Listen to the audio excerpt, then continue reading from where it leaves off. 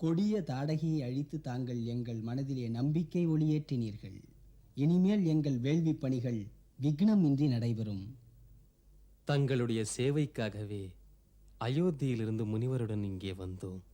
உனது அரண்மனை சுகங்களை தியாகம் செய்து ஒரு துறவியின் ஆசிரமத்திலேயே கனியும் கிழங்கையும் ஏற்று. பெருமைக்குரியவரே, தாம் அளித்த கனியும் கிழங்குமே அமிர்தமாயிற்றே.